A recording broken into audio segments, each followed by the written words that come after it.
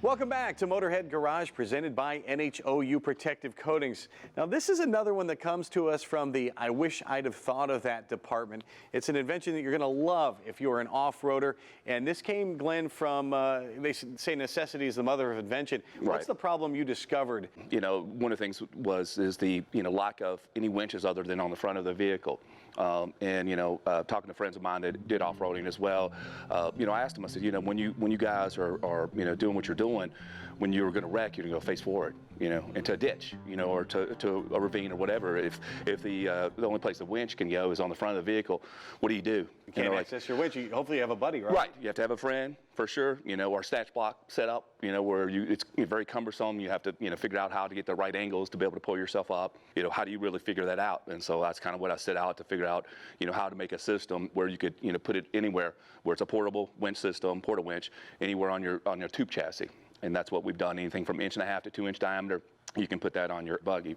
Yeah, so tell me what it's made of here, and you've got a standard winch in here. Yeah, it's a standard 3,000-pound winch, right? Which comes with it, and yep. Then the housing here, this is patented. Right, 6061 aerospace grade aluminum. And no one else is making this? Nobody else making it. It's patented, yes. And how does it attach to the roll cage? We have 2 clamps here, and under the clamps is glued hydrometer rubber. It's a 60 durometer rubber. It's a very tough, strong rubber. And what it does allow you to do is it keeps it on the buggy, right? Keeps it as still as can be.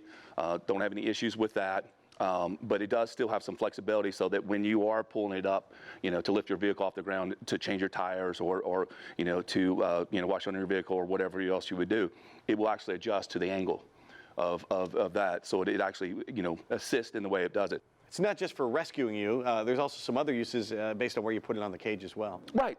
Yes, you can put it on the side of the actual cage itself, and that will allow you to lift it up to change your front tire, your rear tire, something like that. You can put it on the front of your buggy to lift it up into a tree, let's say, and you can wash off the bottom of your buggy because it's very difficult with the skid plates being full of mud. You have to wash them out every single time. If you lift it up, then it'll drain a lot easier if you do that. You can lift it up in the back to be able to change oil or get to access the engine a little bit easier.